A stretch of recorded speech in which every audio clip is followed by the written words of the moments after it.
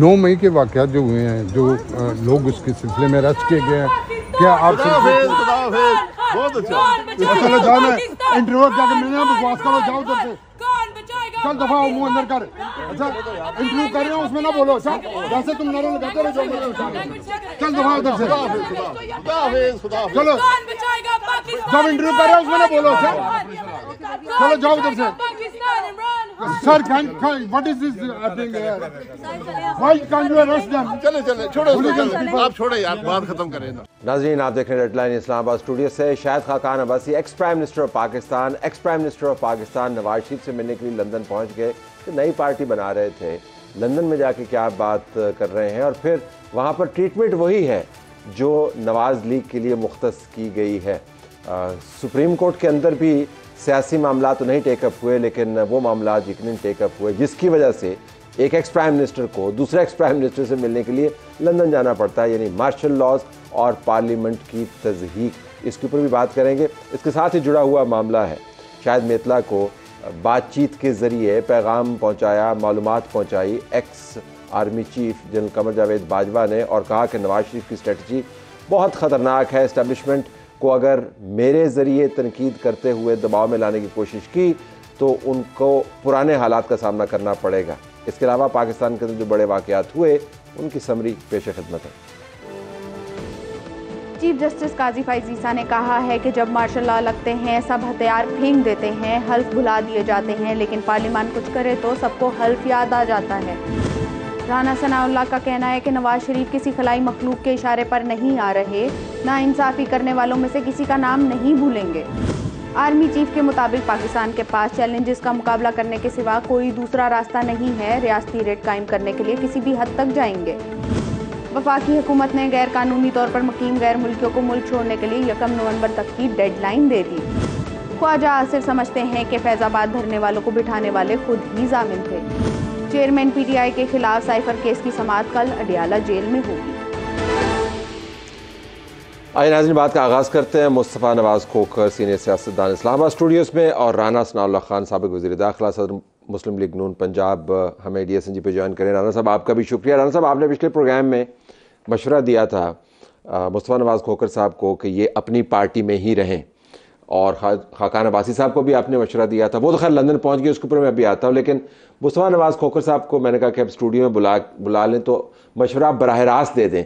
तो मैं इनसे सवाल नहीं करता, शुरू में आप जरा उनको मशवरा दे दें कि आपने क्या नहीं। अगर उनके मशवरा देने से पहले मैं कुछ कह दूं, जी बता दें। सिर्फ इतना कहना चाहता हूँ कि राना साहब मेरे लिए बहुत मोहतरम है।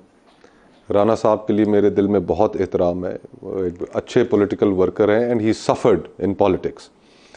और जो इनके ऊपर मुकदमा कायम किया गया, जो इनके ऊपर हेरोइन डाली गई, तो वो मशवरा उन्होंने मुझे दिया, लेकिन थोड़ी सी उसके अंदर वो उनसे कोताही हो गई कि उन्हें शायद अंदाज़ा नहीं रहा कि मैं पीपल्स पार्टी साल पहले छोड़ चुका था। उन्होंने कहा कि वापस जाना चाहिए। उन्होंने कहा वापस जाना चाहिए। आप राना साहब बता देना आप क्यों इसरार कर रहे थे कि इनको वापस जाना चाहिए, वरना ये आपने कहा तो नहीं था, लेकिन इम्प्लाई ये किया था, वरना ये खज्जल हो जाएंगे। बताइए ना जरा। देखें तरीक़ साहब,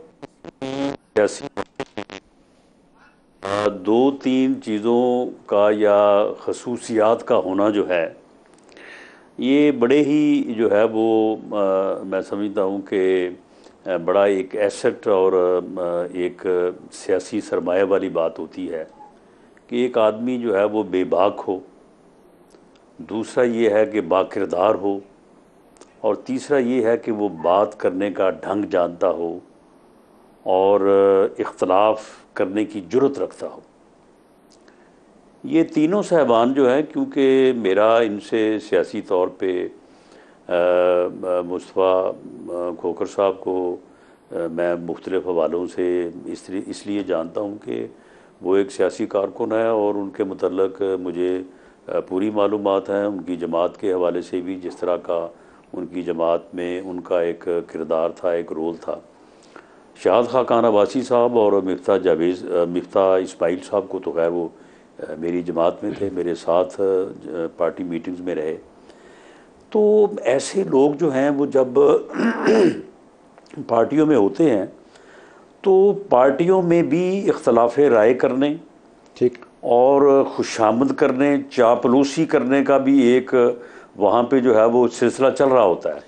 कुछ लोग जो है वो खुशामद के और चापलूसी के और तारीफ़ों के पुल बांधने वाले होते हैं, और कुछ लोग होते हैं कि जो इख्तलाफ भी करते हैं, ढंग की बात भी करते हैं और अपनी बात के ऊपर असर्ट भी करते हैं। तो आपका मसला यही था ना जी कि जो ढंग से बात करने वाला वो जमात कर रहे ताकि जमात के अंदर ढंग से बात करने वाले लोग मौजूद रहें। आपकी पार्टी में वैसे चापलूस कौन है, उसके ऊपर मैं अभी आऊंगा। मैं मुस्तफा साहब से जरा पूछ लूं। मैं ये चाहता था, या मेरी ख्वाहिश ये है, बाकी फैसला तो ये तीनों दोस्त जो है वो अपने तौर पे करेंगे, कि इनके अपनी जमातों में जहाँ जहाँ भी ये थे तो वहाँ पे इनका एक बड़ा मौसर रोल था और दूसरी आवाज़ें भी थी। तो इनके ऐसा करने से वो आवाज़ें जो है वो कमज़ोर हो। अच्छा, तो पार्टी को भी नुकसान होगा और वहाँ पे लोगों को भी नुकसान होगा। पूछ लेते हैं मुस्तफा साहब, काफ़ी देर से ये बात चल रही है, नई जमात नई जमात नई जमात। तो आज तो जो एक बड़ा नई जमात का मुमकिना तौर पर जो की स्टोन था वो तो पुरानी जमात के कायद के साथ मिलने के लिए गया। वो क्या मिलने के लिए गया हमें तफसीलात में नहीं जाते, लेकिन आपको लगता है कि शायद खाकान अब्बासी की मीटिंग के बाद नवाज शरीफ के साथ ये जो सारा आपने नई पार्टी के लिए एक माहौल बनाया हुआ था उसमें कोई थोड़ा सा उसको धचका लगा कि नहीं लगा? I don't think so. अच्छा, उसमें जो चीज़ मद्देनज़र रखने वाली है वो गुफ्तगू उन्होंने जो बाहर आकर वहाँ पर की, और फिर जाहिर बात है वो जब पाकिस्तान वापस आएंगे तो ख़ुद अपनी जो पोजीशन है वो मज़ीद वाज़ह करेंगे। मेरी उनसे कोई बात तो नहीं हुई, लेकिन उन्होंने जो गुफ्तगू मीडिया से की उसके अंदर उन्होंने एक दो अल्फाज का इस्तेमाल किया जो मेरे ख्याल से कि बड़े समझदार लोगों के लिए एक उसके अंदर इशारा है और वाज़ेह इशारा है। उन्होंने अपनी गुफ्तगू के अंदर कहा कि जो जनरेशनल चेंज है, वो जो जनरेशनल चेंज आ रहा है, दीगर जमातों में भी आया, तो फिर पुराने लोग जो थे वो फिर उसके साथ कंफर्टेबल नहीं रहे। और हमारे सामने एग्जांपल्स मौजूद हैं दीगर पार्टियों में, भुट्टो साहबा के साथ भी इस तरह हुआ, उनके साथ बहुत सारे, तो वो आई थिंक उन्होंने पैगाम पहुंचा दिया, कह ही दिया है।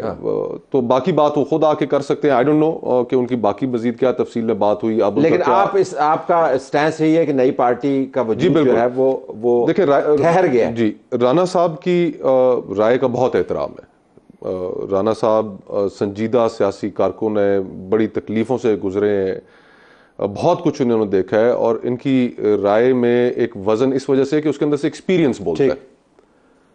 मैं बहुत बसद एहतराम राना साहब से इख्तलाफ करूँगा कि अब सियासी जमातें उस तरह की सियासी जमातें रही ही नहीं, वहाँ पर इख्तलाफ राय की गुंजाइश रही ही नहीं। वहाँ पर अब सिर्फ खुशामदी तबके की ही चलती है, इस वजह से बाकी सारे लोग अब अपने आप को हम मिसफिट तस्वर करते हैं। अब ये जमातें ट्रांजिशन कर चुकी हैं सियासी जमातों से सियासी कबीलों में, ठीक, कि कबीले का एक सरबरा, बड़ा खान, वडेरा, सरदार जो फैसला करता है वो सब के लिए नाफिजुल अमल समझा जाता है। हर पॉलिटिकल पार्टी में यही सूरत हाल है। अगर कोई एक वाइब्रेंट कल्चर हो कि जिसमें आप इश्यूज डिबेट करें, उनके प्रोज एंड कॉन्स को डिस्कस करें, कोई डिस्कशन होती है। मैं ये बात वसूख से कह सकता हूँ, हालांकि राना साहब बहुत सीनियर है नून में, लेकिन कई ऐसी मीटिंग्स होती हैं कि जिनमें पार्टी के किसी बंदे को नहीं पता होता कि क्या हो रहा है क्या नहीं हो रहा है, और फिर इन्फॉर्म किया जाता है कि ये हो गया। ठीक, तो अब दौरे हाजिर के तकाजे और हैं। इसमें एक जनरेशनल चेंज वैसे पाकिस्तान के अंदर मौजूद है, यूथफुल जो पार्टीज हैं वो होने, तो अब आपने बनानी हर हाल में पार्टी नहीं, मेरी तजवीज है बनानी तो बाकी कब से चला रहे हैं आप? महीने हो गए तजवीज।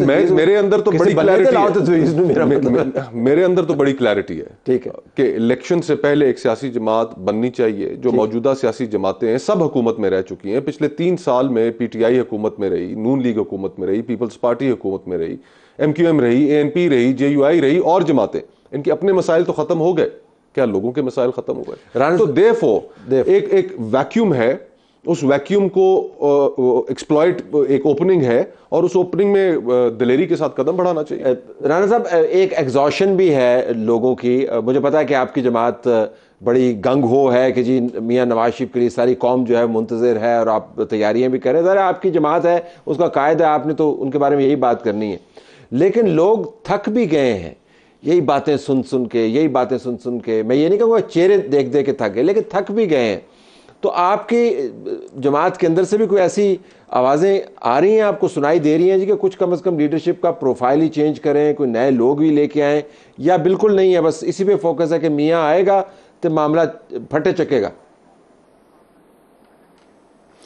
नहीं तलत साहब, देखें, हमें जो है वो जो हमारी पॉलिटिकल हिस्ट्री है उसमें जो है वो इन चीज़ों को देखा जाना चाहिए, और हमें बिल्कुल आवाम को इसका दोष जो है वो नहीं देना चाहिए। पीपल्स पार्टी कभी इस तरह से आगे ना बढ़ सकती अगर जुल्फ़िकार अली भुट्टो को जो है वो गैर कानूनी तौर पे और इंतहाई ज़्यादती करते हुए उनको फांसी ना दी जाती। अगर उनको फांसी ना दी जाती तो शायद उनकी लेगेसी या उनका पॉलिटिकल जो भी उनका सरमाया था या उनकी जो विरासत कह लें या डेस्टिनी कह लें, वो बेनज़ीर भुट्टो को कभी ट्रांसफ़र ना होती।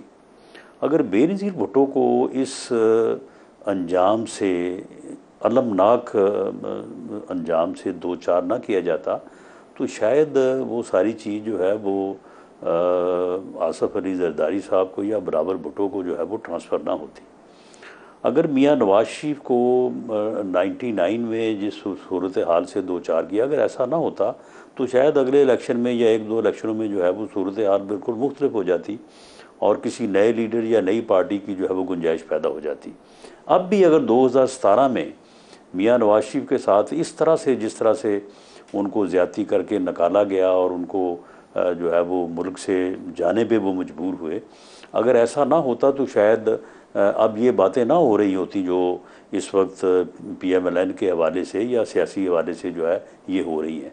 तो देखें, ये चीज़ें जो हैं ये इस तरह से साथ साथ चलती हैं। ये अगर यानी सियासी हालात जो हैं वो उस तरह से नॉर्मल यूजुअल हो जाएं जिस तरह से दुनिया में है, तो यहाँ पे भी जो है वो ये चीज़ें जो है वो आगे बढ़ेंगी। जब आप किसी को विक्टिमाइज़ करेंगे, किसी को ज़बरदस्ती उसकी पार्टी से अलहदा करेंगे, किसी को ज़बरदस्ती जो है उसके सियासी जगह से जो है वो हटाएंगे, तो आवाम में रिएक्शन पैदा होता है और वो रिएक्शन जो है वो फिर उसी सूरत में जो है वो फिर वो आगे या उससे आगे जो है वो ट्रांसफ़र होता चला जाता है। मुस्तफा साहब, इसकी वजह ये है, राय का इज़हार करना चाह रहे हैं, इस वजह से जो है ये चीज़ें अभी तक वो उकताने वाली जो बात आपने की है ना, अगर ये सारा कुछ ना होता तो बिल्कुल लोग उकता जाते, लेकिन ना उकताने की दरअसल जो है वो पॉलिटिकल रीज़न ये है। मुस्तफा साहब जी, बड़ा क्विकली जी, राना साहब ने एक फोर्सफुल दलील के साथ एक नुक्ता उठाया है, उसमें उन्होंने विक्टिमाइजेशन का जिक्र किया है कि उसकी वजह से फिर आगे ट्रांसफ़र होता है। बात दुरुस्त है, फोर्सफुल नुक्ता है, लेकिन फिर यहाँ पर एक सवाल ये खड़ा होता है कि जिस तरह आप दौरे हाजिर है, इसमें उसी चीज़ की वजह से, उसी विक्टिमाइजेशन की वजह से आपने एक नारा बनाया, वोट को इज्जत दो। ठीक, आपने उसके ऊपर भरपूर सियासत की और वो नारा मकबूल भी हुआ। इमरान खान साहब का दौर था और जिसके अंदर सख्तियां की जा रही थी ऑपोजिशन में, एक MNA मुस्लिम लीग नून से नहीं टूटा क्योंकि उस नारे की इतनी फोर्स थी, वो अवाम में रेजोनेट कर रहा था। आज क्या वो नारा एप्लीकेबल है? आज वो नारा है भी कि नहीं? आज वो नारा है भी या नहीं? तो जमातों का प्रॉब्लम ये हो गया है कि वो मखसूस हालात में एक मखसूस गुफ्तगू करती हैं, लोगों को अपोजिशन में अपने साथ मिलाने के लिए, जमहूरियत के, फिर वो एक बड़ा झंडा उठा लेती हैं और फिर इक़्तिदार के लिए उसी जमहूरियत के झंडे को लपेट लपाट के कहीं पीछे रख लेते हैं ताकि अगली दफ़ा इसको निकाल के फिर इस्तेमाल कर लें। अब प्रॉब्लम ये हो गई है कि लोग, शऊर इतना मौजूद है कि लोग इस चीज़ को बरमला महसूस करते हैं, समझ जाते हैं। जो आपने जमात बनाएंगे वो ये काम नहीं करेगी। देखिए, मैं अभी उस तरफ भी आता हूं। तो आज जमहूरी जमातों के लिए अब इलेक्शन जिस तरह है, अब तमाम जमातों ने जिस तरीके से इलेक्शन से फरार इख्तियार किया, नहीं वो तो डेटे में मुकद्दर, वो तो इलेक्शन की तैयारी कर ना। अब CCI के अंदर जब नोटिफाई किया कि मरदमशुमारी को नोटिफाई करने के बाद इन्हें पता था कि इलेक्शन डिले हो जाएंगे, पंजाब में डिले हुए, खैबर पख्तूनख्वा में डिले हुए, फिर उसके बाद मौलाना साहब की कल स्टेटमेंट आई है और उन्होंने कहा है कि पहले मईशत फिर इलेक्शन। तो ये इलेक्शनों से फरार, तो ये तमाम गैर जमहूरी जो चीज़ें हैं, जो 14 महीने शहबाज साहब की जो स्टेटमेंट्स मौजूद हैं, पुल का भी इफ्तिताह करते हैं तो कहते हैं वहाँ पे कि मैं आर्मी चीफ का शुक्रगुजार हूँ, उन्होंने इसमें बड़ी मदद की, मजबूरियां भी तो ये सारी वोट को इज्जत दो वाली जो बातें थी वो तो रिवर्स कर, तो आपकी जमात ये नहीं करेगी। तो मैं इतना कह रहा हूँ कि दिन की रोशनी में जमातें और और रात के अंधेरे में जमातें। तो आप जो जमात बनाएंगे वैसा नहीं करेंगे? अब उस तरफ आते हैं। देखिए, अभी तो हमने बनाई नहीं, हम उसके ऊपर बड़ा सीरियसली, और हम जो वैक्यूम समझते हैं वो वैक्यूम, उसकी जो प्रिंसिपल कॉन्ट्रडिक्शन है इस मुल्क में जिसको हल करने की जरूरत है कि ये मुल्क चलाना किसने है। हम सिक्योरिटी स्टेट के तौर पे 75 सालों से फंक्शन करते आ रहे हैं, वो आइडिया ही खत्म हो गया, आइडिया ही आउटडेटेड हो गया। ठीक, 2 वॉर्स थी अफगानिस्तान में जिनकी वजह से सुपर पावर्स यहां पर उनका इंटरेस्ट था, आपको IMF से पैसे भी मिल जाते थे, सब चीजें ठीक चल रही थी, इजी डॉलर्स कमिंग इन। आपका ख्याल है कि नॉन सिक्योरिटी स्टेट वाली जमात पाकिस्तान में वो बन पाएगी और पनप जाएगी? देखिए, 75 साल हो गए ना आपके सामने, अगर उसके अंदर आपको डिक्टेटरशिप्स के अंदर कामयाबी मिली है, आप डिक्टेटरशिप्स ले आए। अगर उसके अंदर आपको हाइब्रिड में कामयाबी मिली है, आप हाइब्रिड ले आए। हाइब्रिड प्लस में मिली है, वो ले। एक इंसान अपने गलतियों से सीखता है ना। इन 75 सालों में तो हमने हर एक्सपेरिमेंट करके देख लिया, तो एक दफा ये भी एक्सपेरिमेंट कर लें कि फ्री एंड फेयर इलेक्शन करा दें, और उस फ्री एंड फेयर इलेक्शन के नतीजे में जिसको अवाम मुंतखब करें उसे 5 साल के लिए हुकूमत करने दें और फिर अवाम को ये एहतसाब करने दें। ठीक है, इसका मतलब है कि आप एस्टेब्लिशमेंट का सिफर रोल चाहते हैं ना। Country is at the cusp. ठीक है, अब आगे से एक बहुत बड़ा डिजास्टर है, या आप उस डिजास्टर से बचें या अपने आप को तब्दील करें। तो राना साहब, ये जो बातें कर रहे हैं मुस्तफा नवाज साहब, ज़ाहिर है जवां साल सियासतदान है और गर्म खून भी है और आपने बताया बेबाक भी हैं, तो आप इनको कोई अपने तजर्बात की रोशनी में मशवरा देना चाहेंगे कि असी भी इंदियां बड़ियां गल्लां करते होंदे सां ते हुण देखो ना जरा फिर साडा की हाल है कि नहीं? नहीं, इसमें तलत साहब देखें, मामला ये है कि इन लोगों का जिनका जिक्र अब हो रहा है, जिसमें मुस्तफा नवाज़ खोखर साहब भी मौजूद हैं, इनका अपनी अपनी पार्टियों में जो है ये दूसरी नस्ल थी, इनका बड़ा वहाँ पे रोल और बड़ा वज़न था। और मुस्तफा खोखर, मुझे मालूम है इनकी पार्टी में जब इनकी नाराज़गी चल रही थी तो ऐसा नहीं था कि किसी को कोई एहसास नहीं था, लेकिन बहरहाल बात जो है वो संभल नहीं सकी।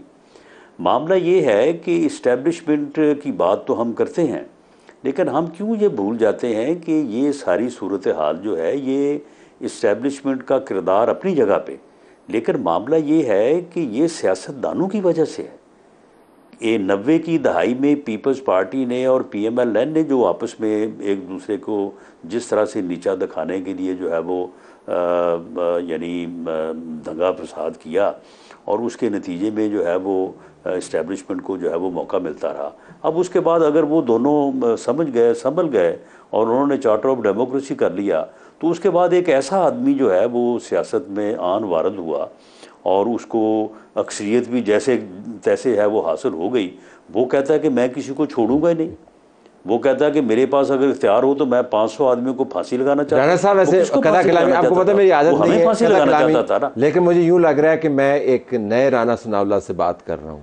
इससे पहले आप ये कहते थे कि इमरान खान को लाया गया, मेरी बात सुन लेना, इससे पहले आप कहते हैं इमरान खान को लाया गया, अब आपने कहा कि इमरान खान जो है वो लाया गया। मैं अब भी कहता हूँ लाया गया। आपने कहा लाया गया, लाया गया। आप पिछले सालों में ये कहते चले आए कि इस्टेब्लिशमेंट की वजह से सियासत तबाह हुई है। अब आप कहते हैं सियासतदानों की वजह से सियासत तबाह हुई है।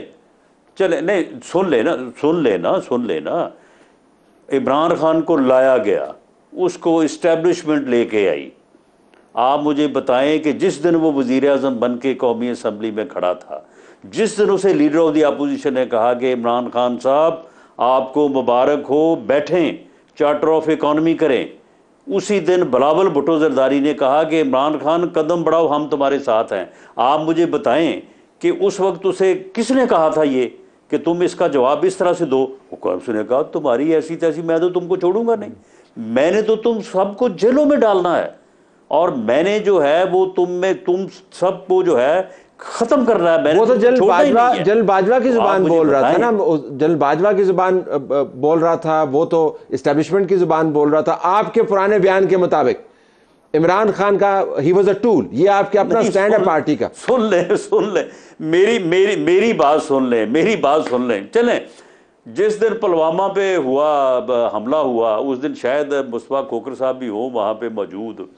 वहाँ पे तमाम पार्लियामेंट की लीडरशिप 1.5 घंटा बैठ के इंतज़ार करती रही और बाजवा साहब जो हैं वो उसके ऑफिस में जो साथ वाला कमरे में मौजूद थे उनकी मिन्नतें करते रहे कि चले जाके जो है वो सारी पार्टीज़ को ब्रीफिंग देनी। उसने कहा मैं वहाँ पे जाऊँगा तो मुझे इनके साथ हाथ मिलाना पड़ेगा, मैं तो इनको देखना नहीं चाहता, मैं तो इनको बर्दाश्त नहीं कर सकता, तो मैं तो वहाँ पे नहीं जाऊँगा।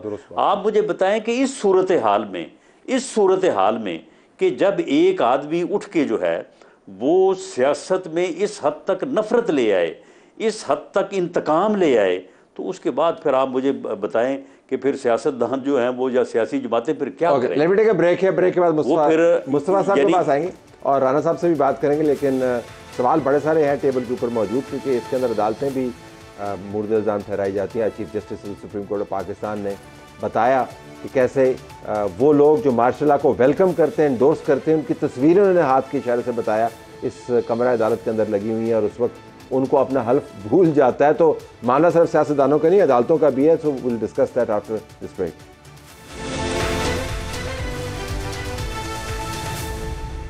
प्रोग्राम में खुशामदीद नाज़रीन। मुस्तफा साहब, आपसे सवाल पूछने से पहले हमको एक विजुअल भी दिखाना चाहते हैं। आपने नई जमातों की बात की, राना साहब ने तो बता दिया कि इमरान खान आया या लाया गया, जैसे भी अब उनका नैरेटिव है।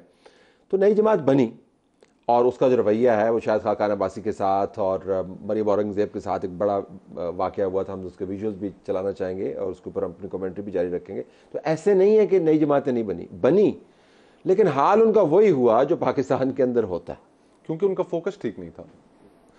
राना साहब ने बिल्कुल ठीक कहा कि हम आपस में सियासी मुखालिफ हैं, सियासी दुश्मन नहीं है। इमरान खान साहब ने सियासी मुखालफत को सियासी दुश्मनी में तब्दील करने में बहुत बड़ा किरदार अदा किया। आज तक पाकिस्तान में कोई ये बात तस्लीम करने के लिए तैयार नहीं है कि राना साहब के ऊपर ठीक है, राना साहब को हेरोइन का कारोबार करते हैं। ठीक, देखिए ये आसान है, आसान है ये बात हम कहना, हम जुमलों में अदा कर देते हैं। जो इनके ऊपर चार्जेस थे 9C, it carries death sentence. I mean, आप अपने सियासी मुखालिफ को टारगेट करने के लिए उसके ऊपर वो चीज़ डाल रहे हैं कि जिसके नतीजे में उसको खुदा न खास्ता। तो ये इमरान कर रहा था वैसे। जी हाँ, क्यों नहीं कर रहे थे जी? क्या आई मीन वो खड़े होकर अमेरिका में नहीं कहते थे कि मैं AC उतरवा लूंगा तो ये कर लूंगा, वो कर लूंगा? कहते थे वो अपनी सियासी मुखालफत को उन्होंने सियासी दुश्मनी में तब्दील करना था। This is what populism is, this is what उनका मैंडेट ही ये था। तो मैंडेट दिया था एस्टेब्लिशमेंट ने कि आप सबको फारिग करना है उन्होंने। देखिए, तो आप क्यों नहीं ये मानते हैं कि इमरान खान साहब को मैंडेट ये दिया गया था कि पीपल्स पार्टी को भी फारिग करना है, नून लीग को भी फारिग करना है, इमरान खान को 10 साल के लिए रखना है? तो फिर उसका नतीजा क्या निकला? अब हम सवाल तो हमारे सामने ये पैदा होता है ना कि आज जो उनको जो जिस टोकन में जवाब दिया जा रहा है, तो हम इस गोल चक्कर से कब निकलेंगे? उन्होंने, इमरान खान साहब ने बिलाशुबा उनके दौर के अंदर ये कुछ होता रहा।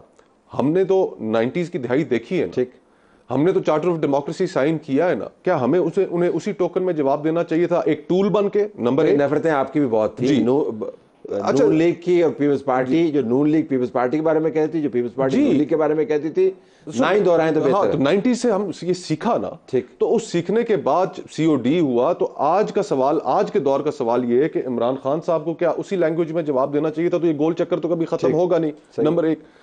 नंबर दो, जमातों की आपने बात की कि वो जमातें बनती हैं और फेल हो जाती हैं, इसलिए कि वो फोकस ठीक नहीं है। आज भी अगर आप किसी जमात की बात करें नहीं बनने की, तो सबसे पहला सवाल आपसे ये होगा जी एस्टैब्लिशमेंट साथ है। दूसरा सवाल आपसे ये होगा कि इलेक्टेबल्स आपके पास कितने, कितनी विकटें आप उड़ाएंगे। ये किस किस्म की कॉन्वर्सेशन है? ये बड़ी realistic this is not realistic conversation. इसके नतीजे में कोई पाकिस्तान में कोई बेहतरी आई है?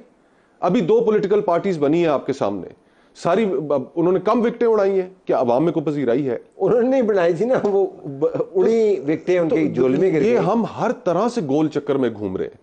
हमें किसी जमात का आपको कोई सीरियस रिफॉर्म एजेंडा नजर आता है? वो तो कहते हैं हमारे पास कौन सी रिफॉर्म उन्होंने की? 16 महीने हुकूमत में रहे ना, कौन सी जमात नहीं रही हुकूमत में? जना साहब 10 साल की था 16 महीने। जरा मुस्तफा साहब को तो आपको कन्विंस करें ना कि आप बड़े रिफॉर्म माइंडेड हैं, और अब जब मियां साहब आ रहे हैं तो पता नहीं क्या होगा पाकिस्तान में। बताएं, कन्विंस करें ना जरा जी। देखें तलत साहब, मामला ये है कि इमरान खान सियासत को जिस नहज पे, जिस दुश्मनी पे, जिस नफ़रत पे ले गया था, अगर उसे मौका मिलता और अगर वो 9 मई के वाक़यात न करता और उस अंजाम से 2-4 ना होता जिस अंजाम से उसके 2-4 होने में हमारा कोई दोष नहीं है। ना हमने हमारे कहने पे उसने किया, ना हमने को मैनेज किया कि उसने किया, ये उसने खुद ही किया। अगर ये ना करता तो ये ना होता तो वो फिर सियासी जमातों के बस का रोग तो नहीं था। वो किसी ये लोग जो थे, इलेक्शन कैंपेन अगर होती तो उसमें जिस तरह का अग्रेशन ये लोग लेके आते तो आप भूल जाते इस बात को कि जमहूरियत भी कोई चीज़ है और फेयर और फ्री इलेक्शन भी कोई चीज़ है, जो उनके प्रोग्राम्स थे। तो मामला ये है कि इस सूरत हाल में जो ये सूरत हाल बनी और उसके नतीजे में 9 मई हुआ और 9 मई के नतीजे में अब उनके ख़िलाफ़ जो एक्शन हुआ है, इसमें फिर सिविलियन बालादस्ती को आप कहाँ ढूंढ रहे हैं? सिविलियन बालादस्ती जो है वो तो फिर वहीं चले गई जहाँ से जो है वो शुरू हुई थी। लेकिन इसमें क्या कसूर मेरा है या मुस्तफा खोखर का है या दीगर सियासी कारकुनों का है? ये सारा कसूर जो है ये उसी का है जिसने ये सारा। मियां साहब एक तंगदस्ती की हालत में वापस क्यों आना चाहते हैं? छोड़े परे, फिर वहीं पे बैठे रहे। सिविलियन बालादस्ती अगर फारिग हो गई है पाकिस्तान में तो ये भी नई पार्टी ना बनाए और आप भी वहीं। देखिए तलत भाई, as we speak Sadaqat Abbasi is missing person, he is a former parliamentarian. एक जमात का सरबराह Sheikh Rasheed Ahmed, he is a missing person. आपके Farrukh Habib, he is a missing person. Usman Dar साहब मिसिंग पर्सन।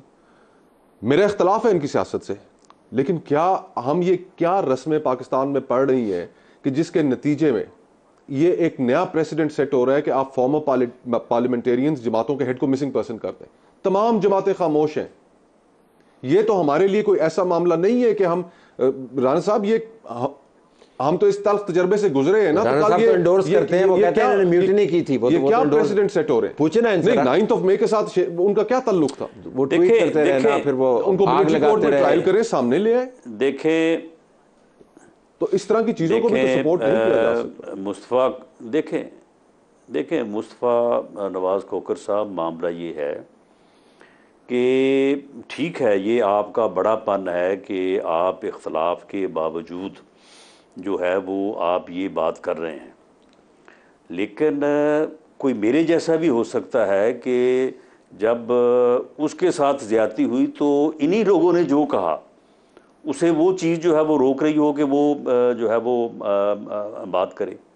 लेकिन इस बात की जो है वो कोई एंडोर्स तो किसी ने नहीं किया, इस बात की कोई जो है वो तईद तो किसी ने नहीं की। लेकिन मामला ये है तलत साहब कि अब आखिर देखें, ये सूरत हाल जो पिछले 3.25 साढ़े 3 साल में इन लोगों ने आके पैदा कर दी या इनको लाया गया और उसके बाद जो है वो पैदा हो गई, तो अब मामला ये है कि क्या फिर सारे छोड़ छाड़ के जो है वो बैठ जाएं, घर बैठ जाएं? कुछ तो करना है ना किसी ने। चले अगर मुझे ऐसा लगता है जब आप बात करते हैं नई जमात बना के आप नई गाड़ी लेके राजा बाजार के ड्राइव कर रहे हैं कि आपकी गाड़ी लग ना जाए, कहीं राहील शरीफ का नाम ना आ जाए, कहीं बाजवा का नाम ना आ जाए, कि फैज का नाम ना आ जाए। नहीं, क्यों ना आ जाए? बाजवा का नाम क्यों ना आए? फैज हमीद का नाम क्यों ना आए? राहील शरीफ का भी नाम है, वो तो इमरान से नहीं करवा, तो सारे ये करवा रहे थे। नहीं, सुन लेना, चले राहील शरीफ का भी नाम आए। लेकिन तलत साहब बात यह है कि क्या हम सारी सियासत, सारा जो है वो फ्यूचर प्रोग्राम जो है इन 2-3 नामों के गिर्द ही बस इकट्ठा करके तो खत्म कर? नहीं, मैं तो नहीं कह रहा थी, आप ही कहते रहे हैं। ये आपने पिछले 2 हफ्तों से गेयर बदला है। ये तुसी आपे कहते रहे, मैं तुहाडी गल नहीं कर रहा है, ये तुसी हुण गेयर बदल रहे हैं। नहीं, गाड़ी आपकी नई है ना। नहीं तो असी अज भी कहने नहीं, असी नहीं, सुन लो ना, असी अज भी ये गल कहने, लेकिन जो तुसी सानू महदूद करदे हो बस तुसी इत्थे इन्हां नामां तो इलावा होर तुहाडा कोई प्रोग्राम नहीं, कोई सियासत नहीं, कोई मैनीफेस्टो नहीं, कोई तुहाडा जिहड़ा है अगे दी प्लानिंग नहीं। ये गल ऐसी इस तरह वाज़ेह इशारे हैं, सबको पता है। इस्लामाबाद में चाहे मगोइयाँ तो छोड़ें, अब तो अखबारात में दारिये भी छप गए कि मुस्लिम लीग नून अब इस्टेब्लिशमेंट के साथ एक अंडरस्टैंडिंग के साथ इलेक्शन लड़ेगी। बयानिया कोई रह नहीं गया।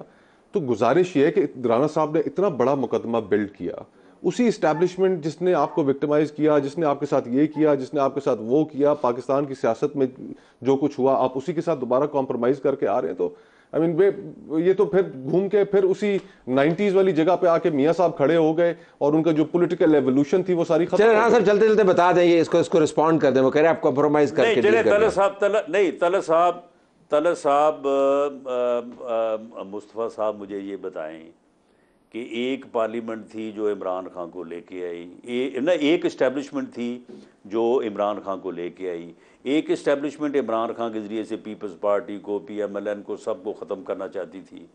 एक अब इस्टेब्लिशमेंट है उसके साथ इमरान खान का टकराव हो गया है। तो आप मुझे बताएं कि अब इन दोनों चीज़ों में हम फायदा भी ना उठाएं, हमें ना उधर होने देते हैं ना उधर होने देते हैं, तो फिर किधर को जाएं? आप हमें बताएं ना कि फिर राणा साहब जितने बैठे होते रहो नहीं बड़ी प्रैग्मेटिक बात, फायदे वाली जगह पे बैठे हैं। Thank you so very much नाज़रीन। प्रोग्राम का अगला सेगमेंट देखना ना भूलिएगा, उसके अंदर जनरल कमर जावेद बाजवा ने जो बातें की हैं उसके ऊपर हम डिस्कशन करेंगे।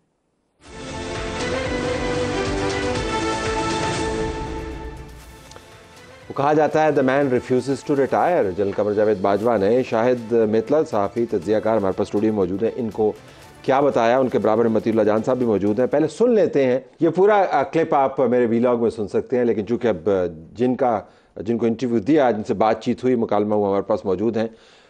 तफसील में जाने से पहले मैं अमूमी सवाल आपसे करना चाहता हूँ, वो क्या कह रहे हैं, समरी फॉर्म में बता क्या रहे हैं जनरल बाजवा?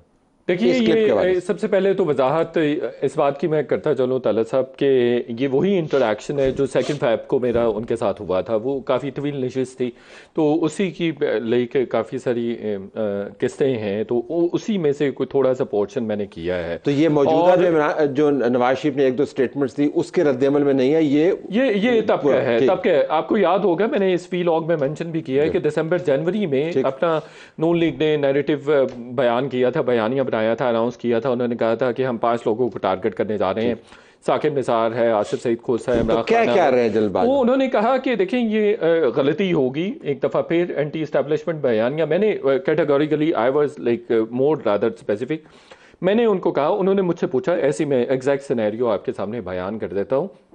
आखिरी लम्हात थे, हमारी मीटिंग ख़त्म हो रही थी, तवील नशिस्त ख़त्म हो रही थी, तो उन्होंने मुझसे पूछा कि आपका क्या ख्याल है कि हालात, सियासी हालात किस तरफ जा रहे हैं, फिर नून लीग का बयानिया और ये वो लेना देना। मैंने फिर उनको कैटेगोरिकली कहा, मैंने कहा अगर नून लीग और नवाज शरीफ एंटी इस्टेब्लिशमेंट बयानिया लेके चलते हैं और अगर एंटी इस्टेब्लिशमेंट बयानिया उनको लेके चलने की इजाज़त दे, इंतखाबी मैदान में कूदने की इजाज़त दे आपके खिलाफ बयानिया। और फिर मैंने उनको एक्सप्लेन भी किया कि एंटी एस्टेब्लिशमेंट बयानिया से मुराद ये है कि साकिब निसार आपके, जनरल फैज़ और आसिफ सईद खोसा और इमरान खान के खिलाफ बयानिया होगा। तो फिर मैं समझता हूँ, मैंने अपनी ओपिनियन दी कि उनको इमरान खान को शिकस्त देने में मदद मिल सकती है। तो उसके जवाब में उन्होंने कहा नहीं, ये नवाज शरीफ साहब दोबारा गलती करने जा रहे हैं। एंटी इस्टेब्लिशमेंट बयानिया बनाने की इस्टेब्लिशमेंट कभी भी इजाज़त नहीं देगी, और ये सिविलियन को समझना चाहिए, और उनको समझ नहीं आती है कि कभी भी जो आर्मी है वो अपने एक्स आर्मी चीफ पर समझौता नहीं करती है, और वो अनइक्विवोकल उनका ये ख्याल है कि ये बिल्कुल ये हो ही नहीं सकता। लेट मी हियर मती ऑन दिस। तो मती वो जो बयान कर रहे हैं, तो क्लैरिटी है बाजवा साहब के जहन में कि ऐसा कभी इस्टेब्लिशमेंट होने नहीं देगी? देखें, इस्टेब्लिशमेंट तो शायद मेतला साहब के इंटरव्यू के बाकी हिस्से भी काफ़ी अर्से तक नहीं चलने दिए। अब अगर मेतला साहब ये मालूमात एक ऐसे वक्त में ला रहे हैं कि जब ये रेलेवेंट हो गई हैं, तो इसके पीछे भी फ़ायदा इस्टेब्लिशमेंट का ही है। और फ़ायदा ये है कि कम से कम जो इस्टेब्लिशमेंट नवाज शरीफ साहब को कहना चाह रही है, वो उनको ख़ुद कहने की बजाय जो है अब इन मालूमात के ज़रिए नवाज शरीफ साहब को वाज़े किया जा रहा है कि भाई ये बात जो है बड़ी आप दूर की कौड़ी लाए। नहीं, दूर की बात नहीं है, ये देखें ना, ये इसका मकसद। लेकिन रिलीज तो मेतला साहब ने आप किया है ना, बाजवा साहब को नहीं पता कि हालात क्या आजकल के क्या। मैं यही कह रहा हूँ, मेतला साहब तो अपनी नेक नीयति से ये कर रहे हैं ना, एज ए जर्नलिस्ट कर रहे हैं। लेकिन इसका एक मैसेज जो कन्वे नवाज शरीफ साहब को हो रहा है, वो शायद इससे बेहतर वक्त और इससे बेहतर अंदाज में नहीं हो सकता था जो अब मेतला साहब भाई जी जागते रहना, साढ़े तना रहना। और यही बात शायद इस्टेब्लिशमें के भी कुछ लोग कहना चाह रहे हो, जो मेतला साहब आप फरवरी के इंटरव्यू के वाले से कह रहे। मैं ये नहीं कह रहा कि मेतला साहब जो है अब मौजूदा इस्टेब्लिशमेंट के परमिशन से ये इंटरव्यू चला रहे, मैं ये नहीं कह रहा, मगर मैं ये कह रहा हूँ कि इसका जो फायदा है, चल गया, इसका फायदा जो है, इसका फायदा जो है वो इस्टेब्लिशमेंट को ही होगा, और ये मैसेज कन्वे हो गया ना नवाज शरीफ साहब को। वो क्लैरिटी देने बताइए। जी, एक तो मैं इनकी बात को सेकंड करूंगा। देखिए, डेफिनेटली एक तरह से ये मैसेज है लाइक ऐसा नहीं है कि मैं कोई स्पोक्स पर्सन हूँ। मुझे तो देखें, इनफैक्ट मेरे पास तो आजकल नौकरी भी नहीं है और मामला मेरे उस इंटरव्यू के बाद ख़राब ही हुए। काम करोगे तो हाँ। तो दूसरी चीज़ ये है कि मैं आपको जो उनकी इंटेंशन बता दूं जनरल बाजवा की, उन्होंने और भी हमारे काफ़ी सारे इश्यूज़ पर डिस्कशन है। यानी फॉर एग्जांपल मेरे पास ऐसी इंफॉर्मेशन भी है, ऐसा कंटेंट भी अंडर डिस्कशन आया है कि जिसमें उन्होंने SIFC के हवाले से कहीं ना कहीं रिलेट कर जाएगी गुफ्तगू और पूरा एक सिनेरियो बन जाएगा इंटरनेशनल रिलेशंस के हवाले से, इसराइल के हवाले से, इंडिया के हवाले से, मसलन हर चीज के हवाले से। नहीं मसलन मैं बाद में बता, अल्टीमेटली जो उनकी वीलॉग नहीं करूंगा डेफिनेटली। मैं बड़ा परफेक्शनिस्ट किस्म का आदमी हूँ, तो मैं वो सारी रिटन फॉर्म में लेके आऊंगा फिर जो मैं इन वाली बात में तले साहब मुझे इजाजत दीजिए। तो वो उनकी जो इंटेंशन थी ना, वो उन्होंने अपने इंस्टीट्यूशन को सिक्योर किया है। अल्टीमेटली ये सारा जितना भी कंटेंट मेरा आएगा ना, उसमें at the end of the day फौज को ज्यादा फायदा होगा। उन्होंने एक्सप्लेन किया, वो जनरल आसिम को ये कह रहे हैं, उन्होंने एक्सप्लेन कि मुझे तनकीद से बचाओ, अगर मेरे पर तनकीद हुई तो भाई इदारा खराब हो। तो अपने आप को बचा रहे हैं। नहीं सारी जिंदगी काम ही नहीं बड़ी वो हमें ये बता रहे हैं कि जो एक इदारे की साइकी है या एक मैकेनिज्म है या तरीकाकार है, उन्होंने कहा कि भाई अगर जो फौज में थोड़े बहुत नवाज शरीफ के हामी हैं तो वो भी नवाज शरीफ के खिलाफ हो जाएंगे। को इमरान खान के खिलाफ तो फौज पहले ही है।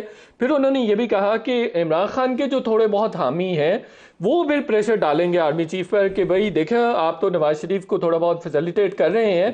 तो इनका मुझे लग रहा है आप बाजवा साहब को बहुत ज्यादा संजीदगी नहीं, मैं इन बातों से टेकिंग हिम टू सीरियसली। जी आई थिंक बट उनकी इंटेंशन जो थी वो यही थी कि फौज को सिक्योर किया जाए। मेतला साहब तो आप बाजवा साहब की नियतों का हाल भी जानते हैं, मैं इस हद तक तो नहीं जाऊंगा। बाजवा साहब ने तस्वीर जो बनाई है उसकी बात कर रहे हैं, जो मंजरकशी की है उससे तो ये लगता है कि इस इदारे का सिर्फ मुल्क का ही नहीं, जमहूरियत का ही नहीं, अपने अदारे का भी वो बेड़ा गर्क करके गए कि जिसके अंदर इस तरह की सियासी सोच ग्रुप बंदी मौजूद है। मैं तो कहता हूँ ये शर्म आनी चाहिए किसी भी ऐसे साबिक आर्मी चीफ को, अगर वो ये दावा करता है कि उसकी फौज के अंदर जो है वो पार्टी बेसिस पे army does not like it at all. Exactly, बिल्कुल। और वो तो इजाजत ही नहीं देते और ना ही वो इसके ऊपर कहते हैं कि किसी तरफ कमिटेड। फिर ये कहना इंस्टीट्यूशन और ये बात करना कि जनरल आसिम मुनीर पे दबाव आ सकता है, मेरे ख्याल में ये तो आप पैगाम दे रहे हैं अपने इदारे के अंदर लोगों को, कुछ खास लोगों को, कि भाई अगर दबाव नहीं है तो आप डालें। लेकिन इसका एक डिफरेंट एस्पेक्ट भी है। देखिए अगर जनरल आसिम मुनीर ने, मौजूदा आर्मी चीफ ने कुछ चीज़ों को लाइक ड्रैग करके कुछ और चीज़ों की तरफ फोकस करवाया, मीडिया का भी, पब्लिक का भी, ओवरऑल भी एक डिफरेंट डिस्कोर्स पे चीज़ें जा रही हैं ना, तो अगर दोबारा से वो डिस्कोर्स शुरू होता है कि वो आर्मी बैशिंग वाला या मिलिट्री बैशिंग वाला या जनरल बाजवा बैशिंग वाला, जनरल फैज़ बैशिंग वाला, तो उससे चीज़ें तो डिटोरिएट होंगी ना, मज़ीद ख़राब होंगी। दोबारा फिर जो एक साइड है फ़ौज की, जो पॉलिटिकल साइड है या जो जिस तरह से जेरीमैंडरिंग होती है या अब एक तरह से इंजीनियरिंग होती है, पॉलिटिकल इंजीनियरिंग वगैरह होती है, तो उस साइड को अगर दोबारा से डिस्कस किया जाएगा तो वो मेरा ख्याल है साइड है तो डिस्कस होगी। ये नहीं हो सकता कि वो जेरीमैंडरिंग रहे, इंजीनियरिंग रहे और डिस्कस कोई ना करे। और ये कह देना भी काफ़ी नहीं है कि जो जनरल रिटायर हो जाते हैं उनकी वर्दी में तस्वीर ना दिखाए तो सब ठीक है। अब बाजवा साहब को कमीशन वार में दिखा के आप उनका जो मर्जी उन्हें कह दें, लेकिन जो उनको बयानात दे रहे हैं उनकी बड़ी डीप बातें क्या हो रही हैं। और ये एक साबिक आर्मी चीफ हो गए इन बयानात को, बहरहाल ये रेलिवेंट है और मजीद जो कंटेंट है, मजीद इंफॉर्मेशन अगले 5 साल भी रेलिवेंट है। वैसे बाजवा साहब को ये नहीं मालूम होगा कि मेतला साहब ने उनकी ये वाली इंफॉर्मेशन किस मौके पे इस्तेमाल रिलीज करनी है। ये उन बेचारे एडिटोरियल डिसीजन तो आपका हुआ ना। हाँ, एडिटोरियल डिसीजन मेरा है। और दो उन्होंने बाद में, आपको भी पता है, पहले ये बात ज़ेरे बहस आ चुकी है कि वो चाहते हैं, लेकिन ये बड़ा बोल्ड डिसीजन है और इस डिसीजन तक पहुंचने को आपको 4-5 महीने लग गए और ये आपने बड़े थिंकिंग प्रोसेस से गुजरे होंगे आप। नहीं देखिए मैं नहीं चाहता था जो मामला बाकी दोस्तों के साथ हुए, इसी वजह से मैंने सबस चाय पिलाई और आप करते कॉफी। अगर मैं कॉफी पिलाता तो इससे भी ज्यादा तेज बातें करते, इससे भी ज्यादा तेज बातें करते। ये लेकिन दौरान गुफ्तगू वैसे ही अब चलते थे, प्रोग्राम खत्म हो रहा है। जी। आपने सुसर का जिक्र तो नहीं किया? है काफी सारे सुसर का भी जिक्र है, उनकी कोई बात है, सुसर का भी जिक्र है, समा टीवी का भी जिक्र है और बड़े, हाँ, उस वक्त के समा टीवी का भी जिक्र, हाँ, और भी बड़े सारे पॉइंट। मेरे पास भी 2 इंटरव्यूज हैं जो आपको बताएंगे कि जब वो उनकी अपॉइंटमेंट होगी तो उनके एक रिश्तेदार ने किस सहाफ़ी का घुटना छू के उनको सलाम किया। But I have to leave it there. आप दोनों का बहुत शुक्रिया नाज़रीन, हमारी तरफ से यही कुछ इजाज़त चाहते हैं। अल्लाह हाफ़िज़।